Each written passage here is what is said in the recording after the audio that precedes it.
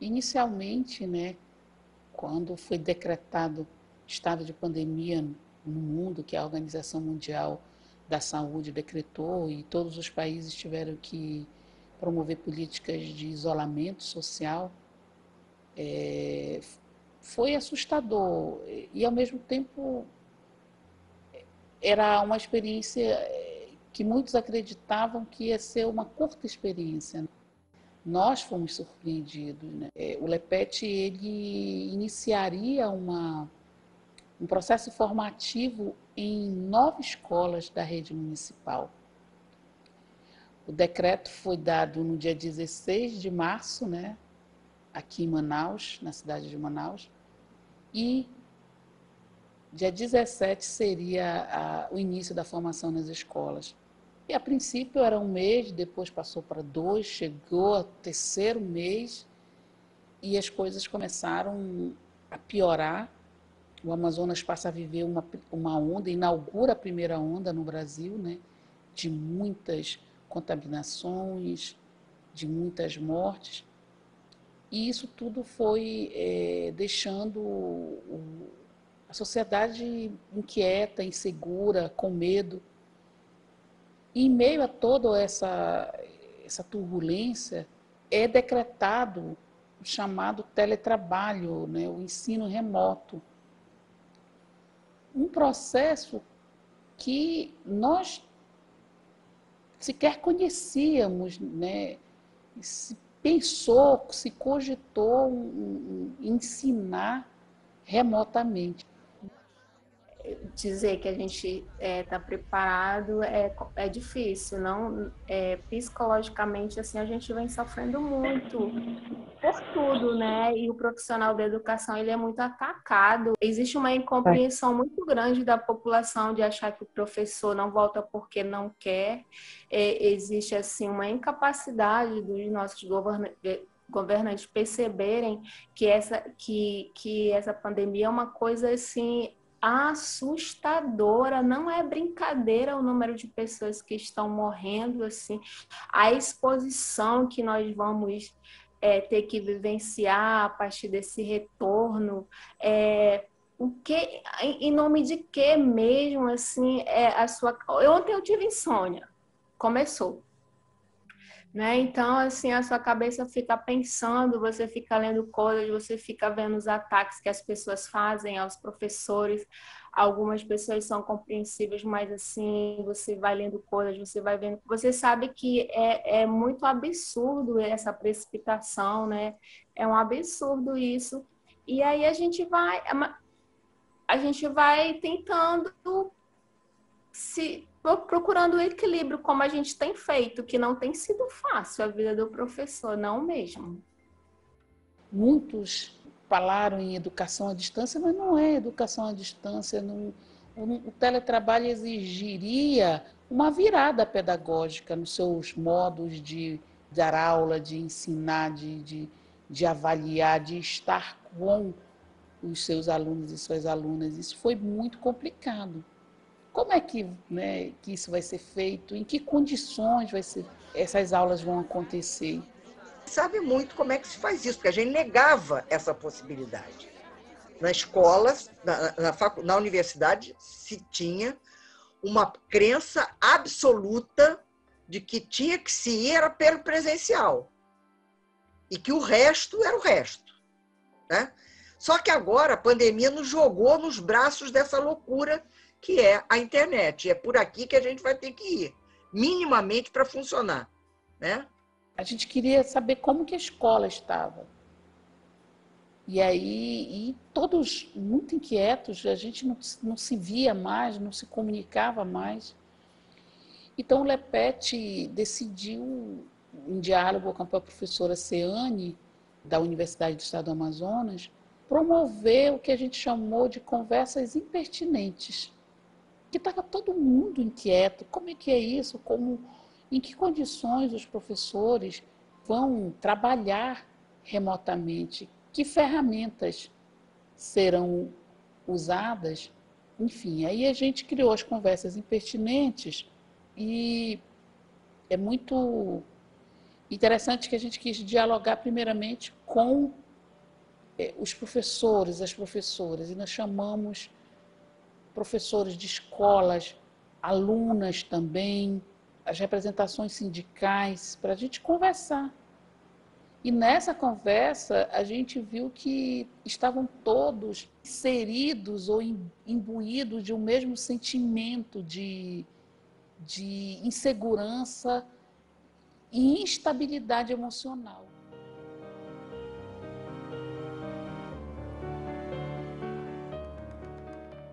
Os professores colocaram que as condições eram mínimas dadas em termos de políticas públicas de incentivo ou fomento a esse tipo de modalidade a remoto. Não houve qualquer incentivo, qualquer ajuda por parte do Estado. Assim, o que nós vem enfrentando, né, que é o grande desafio de trabalhar esse ensino remoto, né, onde as crianças assim ficam preocupadas, eu vejo assim, que elas não se sentem bem trabalhando com esse ensino, que a internet aqui também é ruim, fazemos aquelas entregas das apostilas. E nós vem conversando com os pais assim a respeito dessas aulas, as aulas remotas. Eles também não ficam assim, não se sentem à vontade em ter essa aula, né? Porque os alunos aqui é questão da internet mesmo. E sempre quando vamos fazer as entregas das apostilas, as crianças ficam tristes, né? Sabendo que ainda não vão para as aulas presenciais, né? Fazendo aquela pergunta: quando que nós vamos para a escola? Quando é que vão voltar às aulas? Mas, assim, eu como professora tenho sim vontade, eu sou uma professora de interação, eu não sou uma professora, nossa, como eu me adaptei ao ensino remoto, isso não é verdade. Como eu sou super professora de ensino remoto, eu tenho muita dificuldade, nossa, como eu produzo, não é verdade isso. Eu gostaria sim de ouvir as vozes, eu sinto saudade. É complicado, é muito difícil. Então, os professores tiveram que se reinventar, mas também tiveram que investir nisso também, né? Em tecnologias, em pagar a internet, o mínimo. E ainda assim a comunicação era muito difícil. Então, esse início de querer saber como que a escola estava se comportando diante dessa modalidade de ensino, o ensino remoto, que foi que nos levou a dialogar, a chamar mais pessoas, dialogar com a família, dialogar com intelectuais, com profissionais das diversas áreas, os profissionais da saúde. Então, a gente vai se dando conta que, ao dialogar com os professores nesse movimento do teletrabalho, a gente percebe também que a escola é desterritorializada, ela é deslocada do seu lugar. E esse lugar invade um campo que até então era de direito, de garantia de direito individual, né? A sua casa. Então, a escola passa a ser nas casas dos pais e mães das famílias e também dos professores e das professoras. Então, há um deslocamento, né, da escola, mas há também um deslocamento, uma espécie de instabilidade quanto à função social da escola. Afinal de contas, quem vai se responsabilizar pelo processo de formação? Essa era uma questão, né, pelo processo de ensino-aprendizagem. Porque eles não têm acordam, aí não tem essa coisa assim de, aquele costume de ter que ficar focado numa aula. Então, colocava para estudar ali, ia dar uma arrumada na cozinha, providenciar o almoço, quando voltava para ver se já estava assistindo, estava andando pelo quarto, o caderno estava fechado, ou então estava desenhando alguma coisa no caderno. E a questão também, assim, para mim, de aprendizado, assim, foi bem difícil, tá sendo bem difícil, porque o Davi, como eu falei, ele tem um grau leve de autismo, então tem coisas, assim, que eu senti muita falta dos professores nessa questão, assim, de como ensinar, como passar o ensino, né? Eles estão assistindo ali na TV, mas às vezes é uma dúvida de uma atividade que surge, às vezes a gente não consegue passar para eles como é que a compreensão, né? E o professor não, ele tem, porque ele estudou, ele teve toda uma preparação, sabe, como fazer, como conversar com o aluno e ele compreender aquele assunto, aquela atividade, aquilo que ele está tendo uma dificuldade. Mas assim, os professores muito bons, porque sempre que eu preciso, entro em contato com eles, eles me atendem, me orientam como fazer, e a gente vai levando.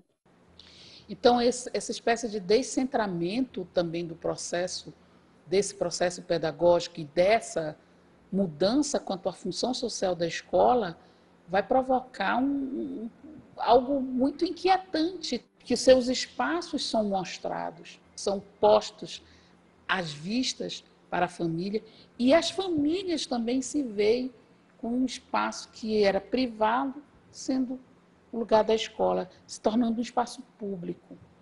É muito desconcertante, porque daí você vê de maneira muito assustadora a crueldade do capitalismo, a desigualdade social. A gente vê em que condições as famílias estavam cooperando, digamos assim, com o processo de ensino e aprendizagem dos seus filhos.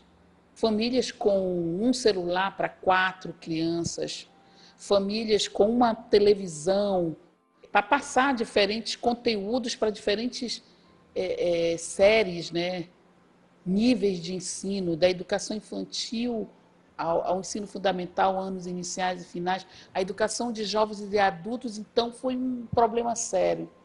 O ensino médio também enfrentou as mesmas dificuldades, porque a pandemia ela é carregada de uma crueldade que é assustadora, porque ao tempo que ela mostra os limites das tecnologias, no que diz respeito ao uso delas, ela também mostra, né, para a gente, de forma escancarada, a desigualdade social. O acompanhamento, aí você acompanha, só tem um celular, ou aí você acompanha as tarefas, encaminha por...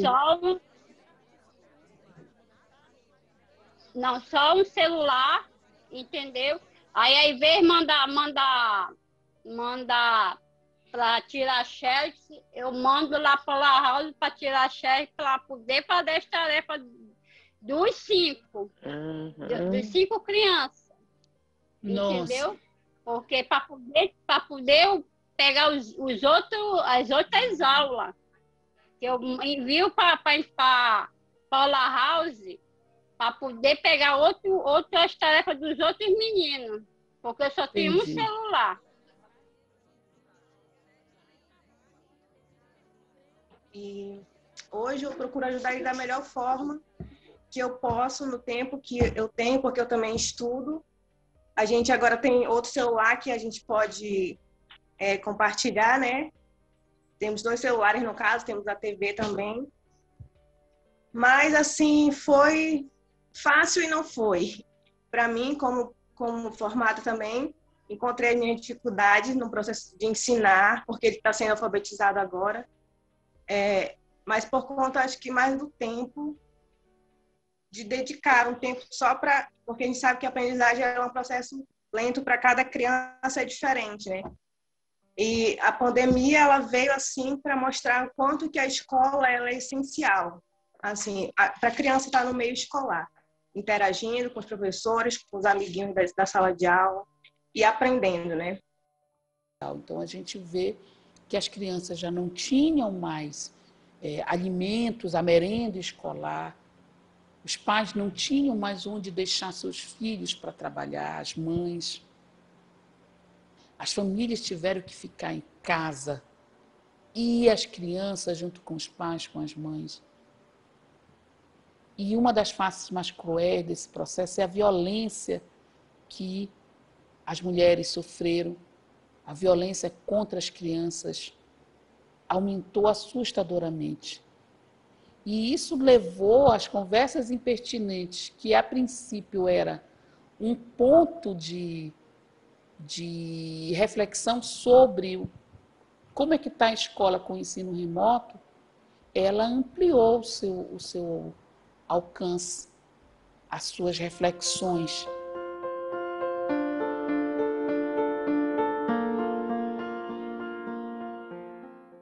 E a gente inicia uma série de jornadas da vida, de jornadas pedagógicas, mas de jornadas da própria ciência também.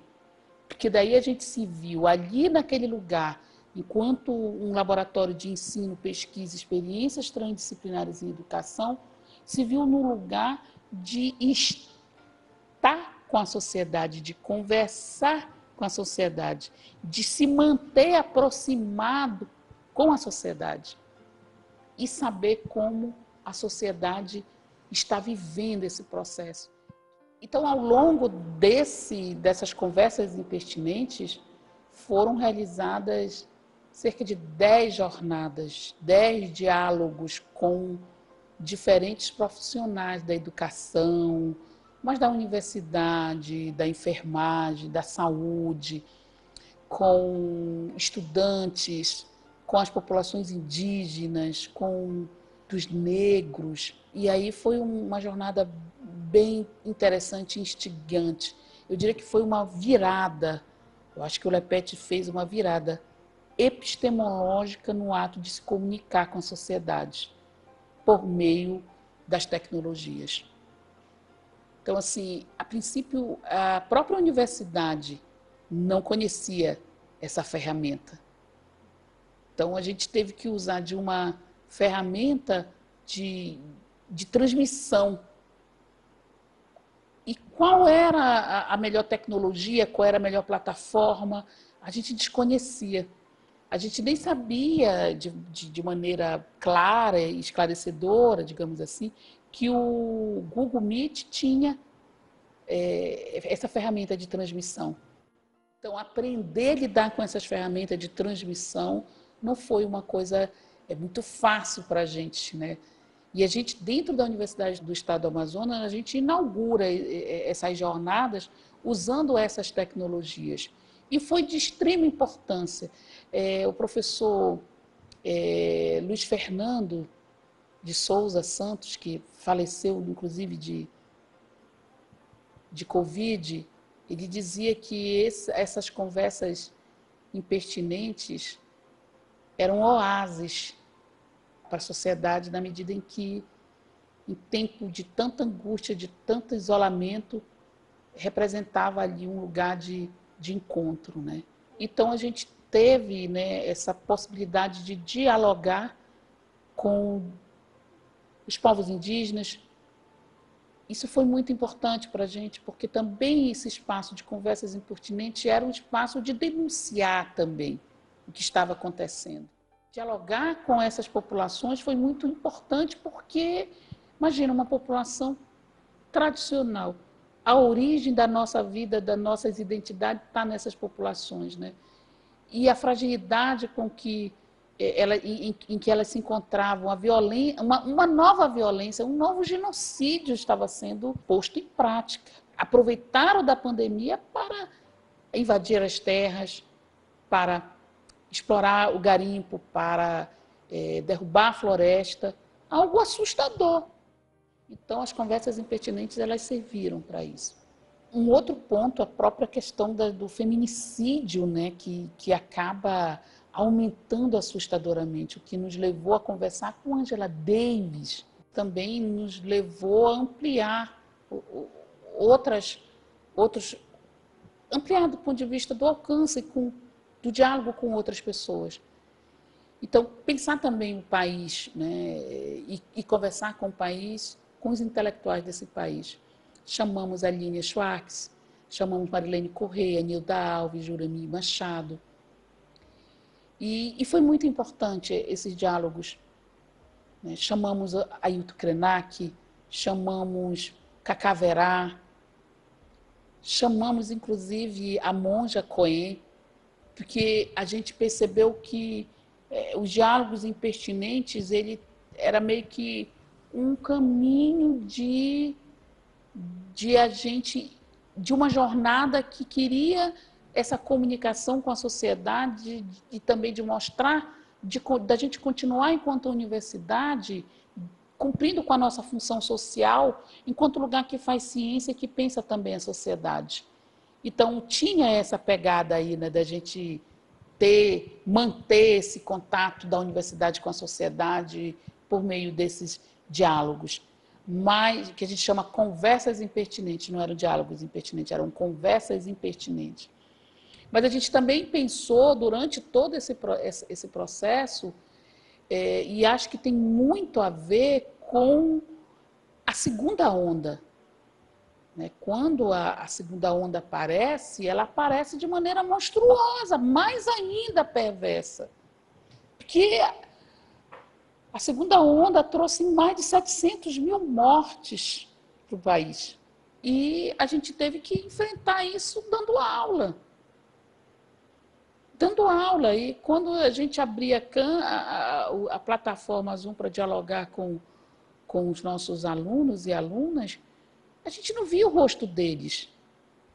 Quando alguns apareciam muito rapidamente. E a classe trabalhadora, sem dúvida nenhuma, foi a que mais sofreu. E a classe trabalhadora da educação, que é o que a gente, né, nós somos professoras, pesquisadoras, ela sofreu, acho que, muito mais. Porque a gente tinha que conviver com a morte dos alunos, das alunas, dos seus pais. Então, não foi uma coisa fácil. A gente encarou a morte de 400 a 500 professores, colegas nossos, de pandemia. Então, quando a gente começou a ver todos os dias o Facebook, o Instagram, parecia mais um obituário de notícias de morte de colegas nossos. Foi assustador. Então, fazer pesquisa neste lugar pouco, digamos assim, adequado do ponto de vista estrutural, psicológico, emocional, tudo. Não foi fácil.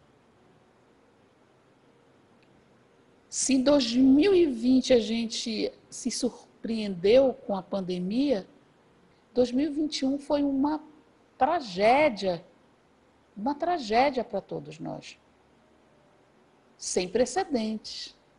Perdas importantíssimas para a sociedade brasileira, para o país como um todo. A gente conviver com essas mortes não foi fácil. Com as mortes dos nossos colegas, com as mortes dos nossos entes queridos, e dar aula assim, remotamente.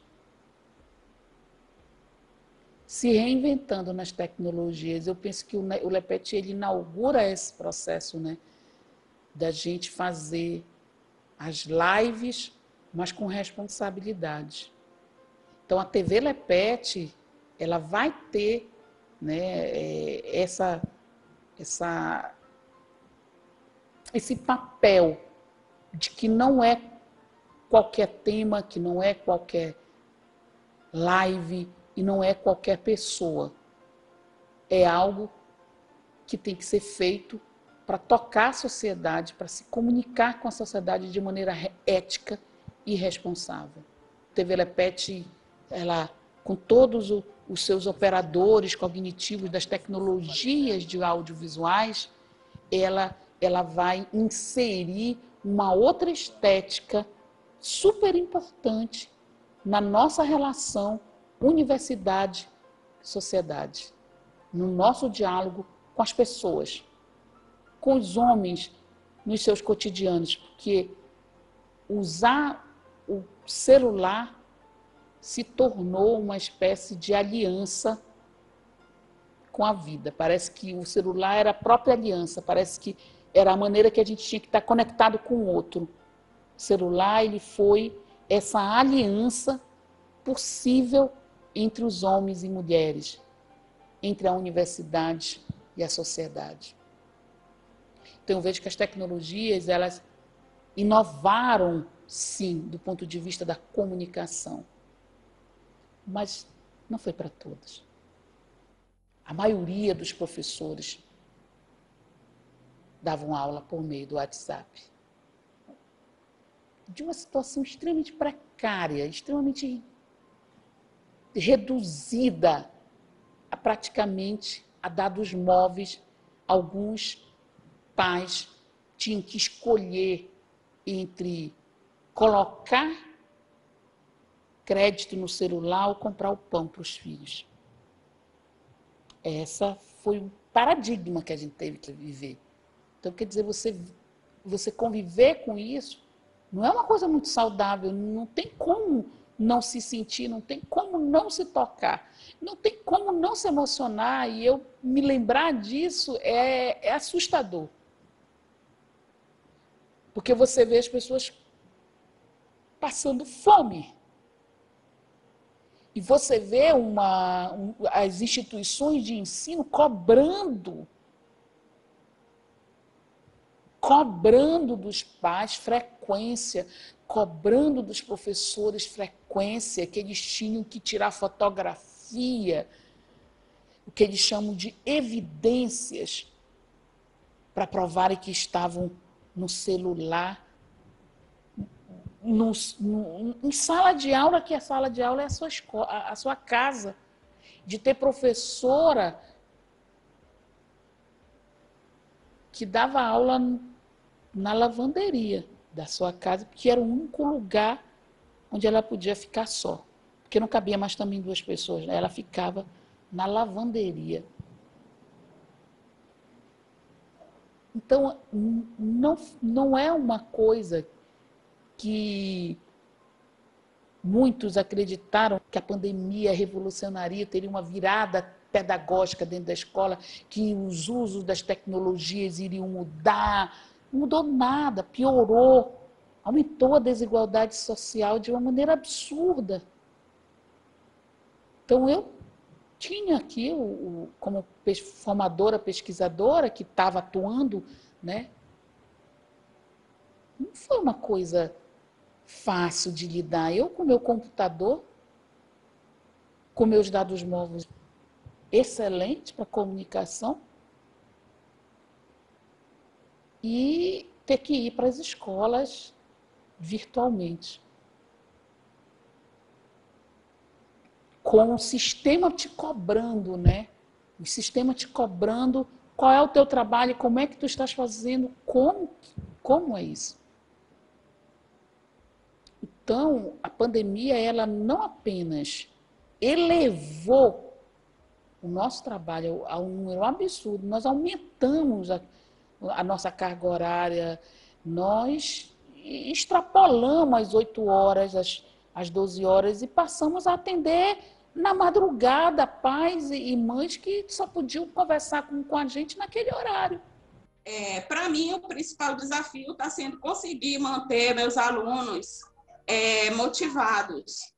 Até coisas que, para mim, enquanto profissional, eu questiono, que é estender o trabalho até altas horas, que é trabalhar no sábado, no domingo, para atender pai. Até isso eu permito nesse tempo de pandemia, porque eu fico pensando nas outras mães, nos outros pais, que dentro das suas dificuldades também sofrem para atender seus filhos.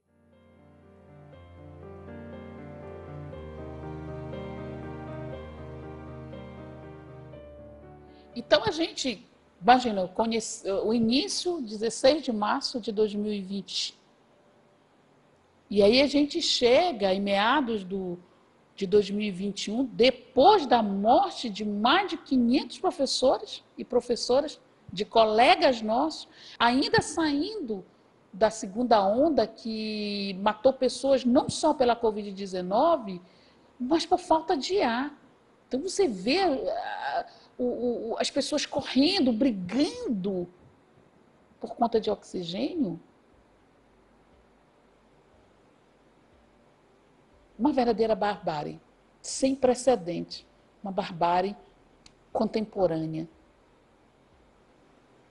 Uma ideologia nazi-fascista se impondo, né, que tem como protagonista nesse país o governo Bolsonaro, responsável por todas essas mortes, sem dúvida nenhuma. Ora porque ele não fez nenhuma política de conscientização da sociedade, ora porque ele zombou das pessoas que morriam, ora porque ele negou a ciência, negou a vacina. Pelo menos para mim, enquanto pessoa mesmo, é assim mesmo essas ondas do próprio governo, essa coisa doente que é colocada para o país, de que está tudo bem, que está normal, que vão para a rua, que vamos... se eu fosse me analisar, o que me deixa mais adoecida é isso, olhar para esse sistema do governo e como que ele colabora para tudo isso. De certo modo, existe um movimento de não use máscara. Não é só a vida das pessoas que estão em risco, né? É a vida dos meus filhos que estão em casa quando eu retornar para casa, né? Da minha família, dos meus familiares, assim como os familiares dos alunos. Então, assim, a gente quer, nós professores realmente queremos, a gente sabe que a gente tem esse poder, né, de fazer diferente, né, na vida dos alunos, né? Mas que, primeiro, temos que estar realmente seguros, né, desse retorno. Eu acho esse retorno perigoso, sinceramente. Eu vejo assim, que é algo que me preocupa mesmo. E a gente, com tudo isso, com toda essa pressão, com todo isso, a gente tinha que dar aula. Então a gente volta para as escolas em 2021, presencial, com todas essas mortes, com todas essas aflições, com todas essas limitações pedagógicas do nosso trabalho. Agora a gente volta. A escola é obrigada a retornar, a universidade tinha que também lidar com o retorno das escolas, porque nós tínhamos os estágios supervisionados, nós tínhamos, mas a universidade, ela, como lugar da ciência, ela não foi negacionista, ela preservou os seus alunos. Mas eu, que atuo na CEMED também, além de ser professora da Universidade do Estado do Amazonas, eu sou professora da rede de ensino de Manaus. E eu coordeno um projeto em que eu tinha que ir para as escolas. As escolas retornaram já de forma híbrida. Algumas escolas, acho que eu posso estar exagerando, talvez não, mas eu diria que mais de 50% das escolas não tinham as condições estruturais recomendadas pela OMS. Não tinha. Não tinha. Como pode pensar em aglomerar, como vocês falaram, a escola não tem estrutura para isso. Pode colocar, se fosse até duas crianças numa sala, já era risco. E como a professora Esmeralda falou, a gente não traz só a criança, a gente traz a família, entendeu? E a gente tem pela nossa saúde também. Então, eles deveriam... Eu espero que eles retornem só após a segunda dose, mesmo assim, ainda é um risco para as crianças, entendeu? E está sendo muito difícil para a gente, que aí a gente vai voltar, vai ter que dar conta do ensino em sala de aula e no grupo. A gente já está acumulando função, a gente já não tem um HTP, que tem que constar. Esse HTP não existe, só existe no papel, mas a gente não tem. A gente vai ter que dar aula no grupo, aula presencial, vai ter que estar se preocupando com isso. Psicologicamente, isso já tá até me afetando, que eu ainda não estava no nível de estresse como eu estou agora. Eu já estou no nível de estresse que... Desculpa, mas eu estou até emocionada porque Está sendo muito difícil. E a gente está perdendo pessoas. Salas pequenas, sem climatização, sem ventilação, sem nada. Merenda pouca para os alunos comerem. E todos nós, sem exceção, doentes, cansados, inseguros, sofrendo. E estamos em 2022, né? E a pandemia ainda não acabou. Mas, por outro lado, enquanto uma intelectual, dentro de uma concepção orgânica, eu me sinto extremamente honrada, orgulhosa de ter ficado junto com as escolas, de ter ido me encontrar com os meus colegas da educação básica, da universidade, ter ido até lá e dizer que estávamos juntos, que a gente não largou a mão. Eu me sinto extremamente honrada.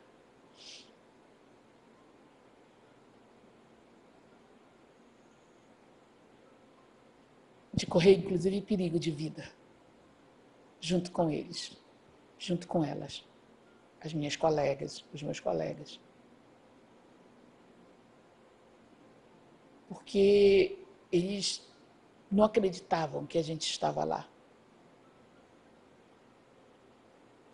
Se eles estão lá, e eles podem estar lá, nós também podemos. Teve um relato que Paula fez na última conversa. A Paula é a diretora da Escola Maria das Graças Vasconcelos. E ela contou a história do Ravi. O Ravi a procurou. As crianças mandam muito áudios para ela, segundo ela, né?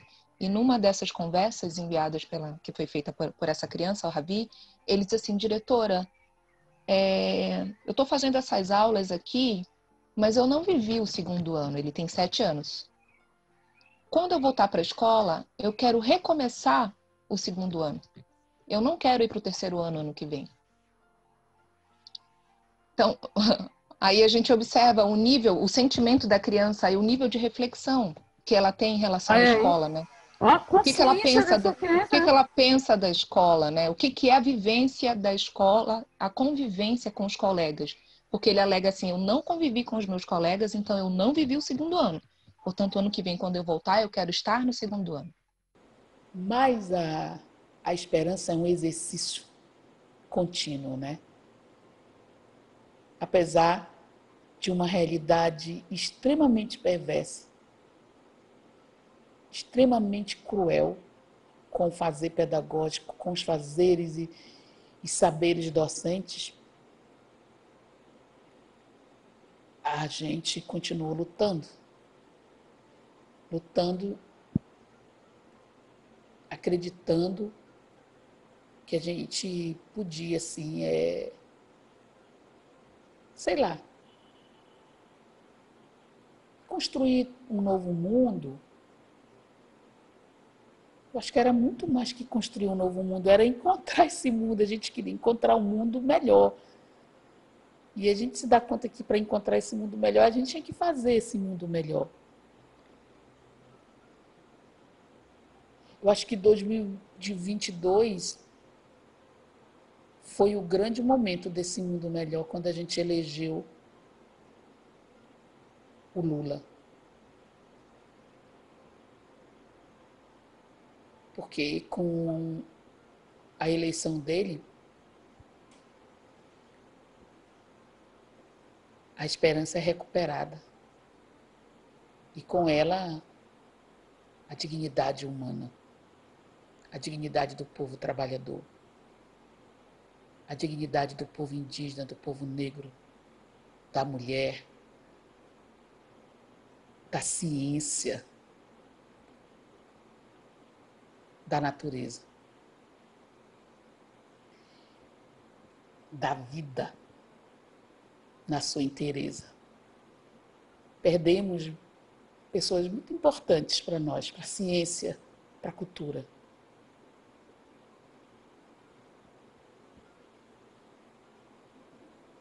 Mas a vida segue, a luta continua e é para sempre.